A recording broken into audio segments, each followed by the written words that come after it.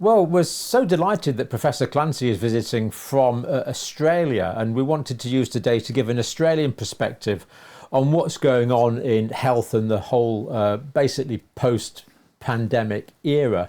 And now, Professor Clancy is no stranger to the channel. He's a Doctor of Philosophy, a Doctor of Medicine, a Doctor of Science, lifelong consultant physician and researcher and author, and now Professor Mass Communicator as well, I think it has to be said.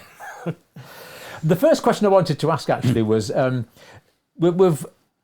in the sort of few years after the COVID pandemic now, but you're a scholar of history as well as medicine, and you've looked at the past.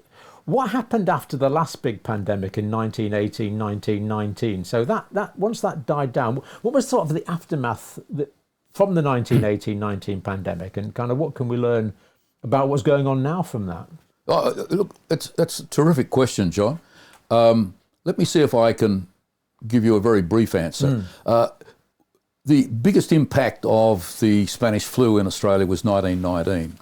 Right. And it was a time of, we'd just become a federated country a few years before.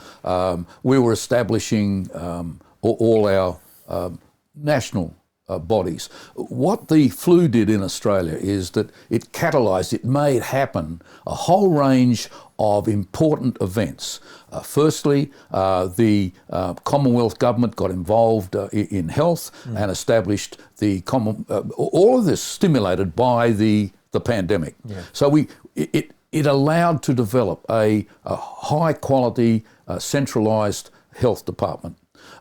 It came at the time when the first big important medical research institute was being developed, and it shaped the way in which that development occurred in infectious disease, particularly influenza, which ultimately was picked up and run as world-leading science by Sir Macfarlane Burnet. In Australia. Yeah. It also was kick-started a embryonic government-owned pharmaceutical company called Commonwealth Serum Laboratory. Right. And this was really important because it was established to ensure that Australia could cope with producing its own vaccines and later antibiotics. Right. Government-owned pharmaceutical. It was CSL. Yeah. It's now a big commercial company. It went viral, so to speak, and became a public listed company. Right.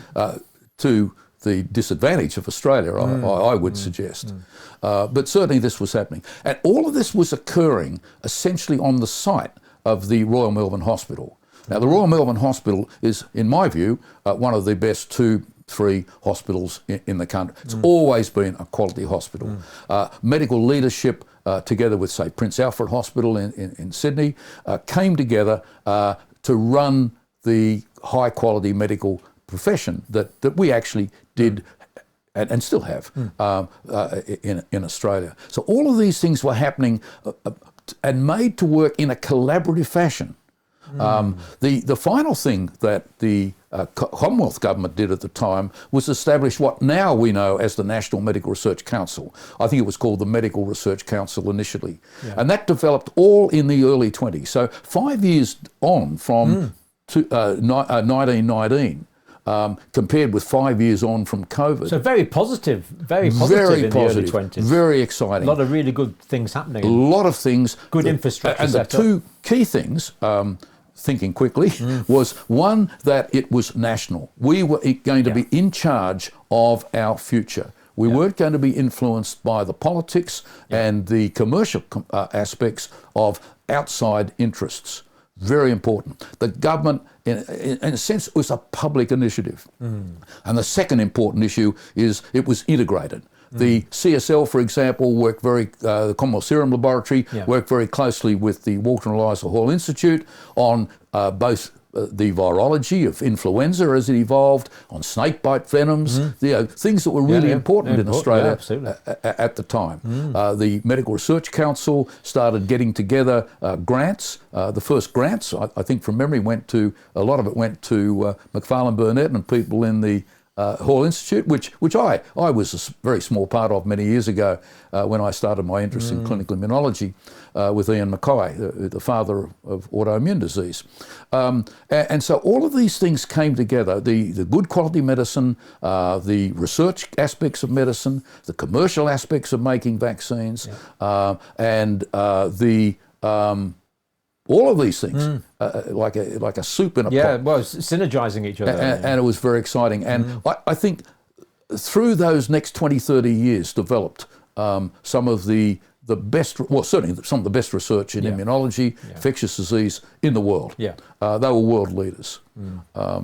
We look at 5 years on from COVID. 100 years on, 5 years on from COVID, 100 years on, exactly. We see a very different picture. Yeah. So give us a sketch of the Australian perspective. Maybe think about how patients are affected, first of all. Okay, well, the patients today there's a huge number of patients who are suffering damage both from the COVID and from the COVID vaccine. Yeah. They're basically the same. It's called long COVID, but long COVID post-vaccine is essentially the same type of condition. It's both due to abnormal immune responses to the spike protein, which is part of the vaccine, and part of the virus that attaches to the receptors in the respiratory tract when you breathe in the virus. Now, the problem with the vaccine is that it distributes. It doesn't stay locally into the lymph nodes draining the skin where you inject the vaccine, but because it's got a very sophisticated packaging system that allows it to distribute through the body and be taken up potentially into every cell. You've got every cell potentially making a foreign protein. Now, we know it's even before Immunology 101 that if you make a foreign protein, and that's what you're trying to do to make a vaccine, you're trying to make an antibody to protect yourself, but if that antigen, if that produced antigen from the messenger RNA from the vaccine or the DNA vaccine is being made all around the body, you're going to be firing off your own immune system against yourself. It's like an autoimmune response. And this is essentially the cause, in my view, of these protracted immunologically mediated conditions, both in people who have disseminated virus from the infection, which is only a small percent, and particularly from the vaccine, which is a much higher percent, because we know the spike protein can exist over 1 year systemically in the body and go to the brain, the heart, and other tissues. And you are, I think it has to be said, having really quite significant success treating some of these post-vaccine. I obviously have a much smaller practice these days, but I'd say about half the patients I now see have got long COVID, and much more from the vaccine than from the actual infection. And on the basis of the science, that you've got a spike protein, and on the basis of the science that a group in France and America showed that a drug called ivermectin is the most tightly bound to the spike protein. It essentially covers up the spike protein in a symbolic fashion and prevents the immune system accessing it. So if it binds to it, it does literally hide it from binds the immune system. Very tightly. That's been shown. It's been shown by at least 4 different groups. And it explained the observation that people were seeing looking after acute COVID infection, that if you treat with ivermectin, the oxygen saturation, which would normally take 10, 15 days to gradually come back to normal, it pops up to normal in many to most patients in 24 hours. It just didn't make sense until it was shown by these 2 groups that the ivermectin covers, if you like, the spike protein and prevents it agglutinating the red cells, because the spike protein binds to a sugar molecule called glycans, which brings the red cells and clumps them together. So you can imagine you're breathing in oxygen and you want to get that into the hemoglobin of the red cells, and if the red cells are all clumped together, it's blocking up the little capillaries in the lung and you can't saturate the hemoglobin. So if you take away this agglutinating clumping effect, you're going to have the oxygen getting into the cells. And that just makes perfect sense in terms of pharmacodynamics, doesn't it? You can just see the way the drug would be working. If anything was needed to settle any question of the effectivity of the use of ivermectin, then that was what. I mean, even I can understand, like, you're taking away the glue that gums together the red cells. Exactly. So instead of having clumps of red cells blocking up these tiny capillaries in the lungs, minuscule capillaries in the lungs, and in the brain there's very small capillaries, of course. But instead of blocking those up, the red cells are going through one at a time, and even then they have to squeeze to get through. Yeah. But they're picking up the full amount of oxygen, and the patient's getting oxygenated. Right. What's not to like? Yeah. So, to answer your question, that on the one hand, we've got the problem of residual ongoing damage. Yeah. And I think there's the other problem is that what do you do? We still have COVID around.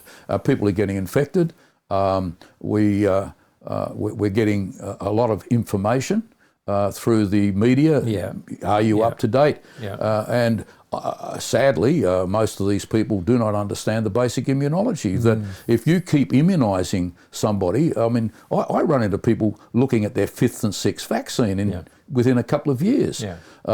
It's so effective, you need 5 doses. So effective. Well, no. I think vaccination, if you look at flu, which is a good model, if you have it once a year and you don't have it as a messenger RNA, you just ground up flu, it's a reasonably good vaccine. It prevents serious disease. And I would never say that we didn't reduce the number of people with serious disease with the messenger RNA vaccines, but it's got to be countered by the terrible downside of adverse events. Yeah. But if we get back to the issue of what people do, if you have 5 or 6 vaccines of anything that you breathe in, be it a virus or a bit of ryegrass allergen, you turn off the immune response. You don't turn it on. Yeah.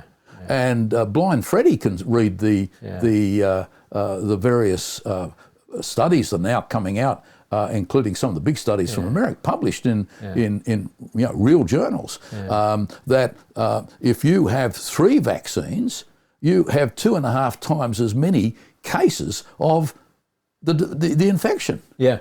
And this is the Cleveland Clinic, where they've got something like 20,000 people working for the increased vaccination is actually reducing the body's ability. As you do with allergy shots. You go to the doctor with allergies and you want to turn off the immune response to the inhaled house dust mite, which you do want. Which you do want. Yeah. You have 4 or 5 injections over a relatively short time frame. So these multiple injections are allowing the body to tolerate the HIV, the SARS coronavirus 2 virus, and exactly. And then we're not producing the immune response. Although our wonderful newspapers don't want to pick this up, it's actually in the medical journals. Yeah, it's there. It's not sleight of hand. Yeah. What about the way these the Australian perspective government regulations? Is that what's happening? I think what happened early on is I think our government was snowed. Remember, politicians are politicians. They're not physicians. I think a lot of the science physician people that interface between what was coming in large slabs from America. Don't worry, we've got a new type of vaccine for you.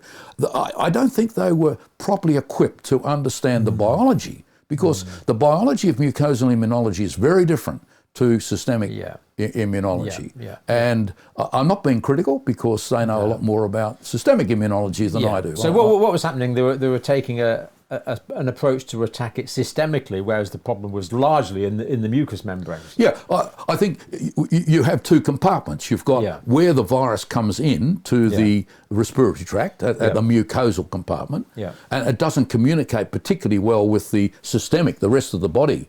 So you inject one compartment and you're inhaling in another. In another compartment, And the purpose is to stop the spread of the virus outside of the mucosal into the alveolar structure where the gas exchange is occurring. So, and that works to an extent. In influenza, we have the model of 80 years of influenza vaccination. But when it came to the COVID vaccine, we were imposed by huge pressure, political and pharmaceutical from overseas saying, hey, we've got a new way of doing it. We haven't actually tested it. We don't know if it's got side effects and whatever, but, we're going to make a lot of money from it. And they did. You only have to look at the balance sheets. So what was happening, the filter mechanisms didn't seem to work. We had a plan built up right back from the 1920s to cope with flu. When COVID came, within 2 months, it was terrific. We changed the plan to deal with COVID, the pandemic, and we just ignored it. Yeah. We just ignored the plan and accepted, don't worry, there's nothing you can do now, hang on, we'll shut you all down because the vaccine's going to prevent spread. Well, of course, it doesn't, because the vaccine doesn't prevent you getting infected, and it doesn't prevent you spreading it to someone else. It's in the wrong compartment. In the wrong compartments. It will potentially reduce the severity of infection you have, which you then balance against the risk of adverse events. And it's that balance that determines how you approach it. Yeah, absolutely. Now, a lot of doctors in Australia have had a difficult time, shall we say. What's the situation there now? Is there still doctors that are unable to practice because of a particular opinion that they took in the pandemic? It's appalling. There are doctors who haven't been able to work for 2 years. One I'm aware of is thinking of selling a house because she's it's impoverished her. And these were people who were prescribing, for example, ivermectin at a time when it was legal to do so. It's beyond imagination. Well, we don't want doctors going around saving people's lives, do we? I mean, it's just unbelievable. It is It's what doctors are supposed to do. It is. And to me, the whole COVID issue, talking about really the government and the earlier question you asked about individuals, is that COVID became a metaphor for what was happening in terms of the management of patients, that traditionally we based on the rule of science and the rule of the doctor-patient relationship. Doctors were unable to prescribe safe drugs that they'd been using in different forms and ways as off-label for years because of government intervention. In Queensland, one of our states in Australia, you could be jailed for prescribing one of these safe drugs that every doctor had been prescribing, but if you prescribed it for COVID, where it was indeed effective, it was working. It was working. Then you could go to jail. Yeah, and I mean, I'm happy to say I've taken one of these drugs, and I'm fine. And so have I. Many of us have taken these drugs. Many of us. We're not saying it's not. We're not giving medical advice, of course, but we are saying that we have taken these drugs. I think the big pharma industry was manipulating all behind the scenes. They were targeting doctors. They were reporting them when they did anything that they thought they could get them deregistered for. They were changing their Wikipedia. They even did that to me. Yeah, and me. And you too. My Wikipedia page is... I didn't even realise I had a Wikipedia. Do read my Wikipedia page if you want to... If you want to see what happens. If you want to see how bad I am and have a bit of a giggle. Right, what about the reviews that have been going on? Has this debacle been thoroughly reviewed by official government? Well, the government promised an official review into it. They watered it down and they haven't had it. They were forced by the opposition in government with a little bit of help from independents to have a review of excess deaths. Now, I know you've covered, John, the idea of excess deaths that's occurring, correlating only in time with the spin out of vaccines. Now, Australians have done a lot of work on this. When the committee met, it was run by and dominated by individuals who had voted against having the inquiry in the first place, and the report was farcical, seriously farcical. It completely left out the highly skilled commentary, statistics done by a great number of individuals. A very sad event. But what many people are concerned it's doing is it's shaping a way forward for Australia to develop another CDC, which would just perpetuate all the problems that we've been having with the WHO pulling the strings, which many of us are very strongly concerned about. Indeed. And what has this done in Australia generally to affect trust in due process and trust in these official bodies? Well, it's very hard to answer that. I probably would have answered that in a different way a few weeks ago, but I've been talking to a number of my colleagues, and the power of persuasion, reinforced by government acts and government activities, certain doctors, usually who don't even see patients, but who appear on TV, who don't understand the biology of the infection or the vaccination process. It's been such a powerful thing that I don't know how to answer that question. The people I know and spend time with are very concerned. Yeah, I mean, in the UK, I get the impression there's massive loss of trust in maybe what you might call officialdom. Yeah, and the mainstream media, and well, certainly the media. The media is performed appallingly. Appallingly. Yeah, I mean, surely the doctors that have considered this and the scientists that have considered this, they must have some dissonance. They must think, what they know from the science and what's going on in the real world. There must be some sort of conflict in their minds. You would have thought. I keep thinking this has to be, and we're starting to see in the main journals, which before wouldn't touch articles that commented negatively on, say, the vaccine or ivermectin or hydroxychloroquine or any of these things.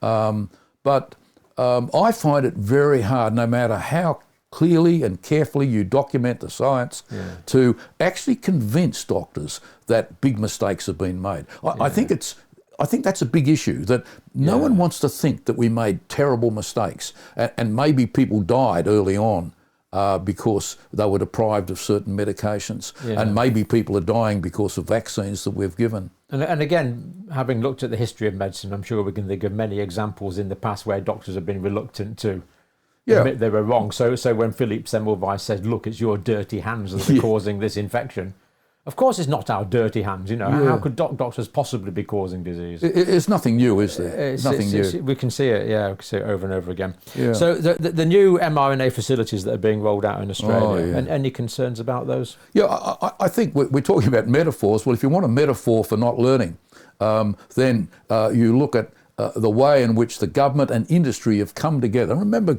government aren't experts themselves. No. Although there are some outstanding politicians, 3 or 4 have really stood up, but they've been completely taken out. I think you've had similar experience. We're talking to Russell Broadbent tomorrow, actually. Now, and he's going to be talking to you, and I won't go into detail, but something that really has come out is that we've had the vaccines analysed by a world-famous DNA expert. Who we're also going to be talking to. David Speaker. That's right, David. Well, at Guelph University. Yeah. Well, he analysed for a group of lawyers and doctors the amount of DNA contaminating it. Now, one of the really important things is that the messenger RNA vaccines are not vaccines; they're gene products. Yeah. It should go through a particular way of not to the TGA first, but to a special gene therapy committee. Yeah. Now, the companies bringing out messenger RNA vaccines completely bypassed that, went straight to the TGA. Now, that is illegal. And they probably had to move at the speed of science. Well, the speed of science could have whatever that means still been the speed of science if it had been done properly. Yeah. But it bypassed completely the committee. Now, doing that is a criminal act. Right. And so the companies have been taken on by a group of individuals, including lawyers and doctors, and it's gone to the court.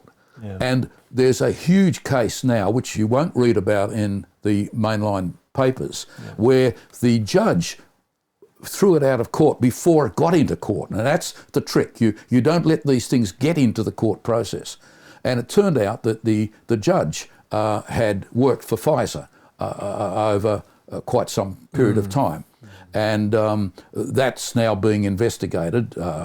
It's quite a big issue in Australia. Yeah, the investigations. The investigation. And then on top of that, you've got the finding that you've got contamination of the vaccine product that we've been using in Australia, as with, I think it was Canada and one or two of the other countries, finding the same, of something like 100, 150 times the upper limit of allowed amount of contamination. Going up to that, yes. Putting DNA in packaged DNA with the messenger RNA into cells, in many cases combined with a thing called SV40, which is from a monkey virus that gets it into the nucleus. And once it gets into a nucleus, we know potentially it can cause insertional mutations, which means you've got your DNA breaking and a new one comes, and who knows what's downstream, cancer, whatever. So we don't know.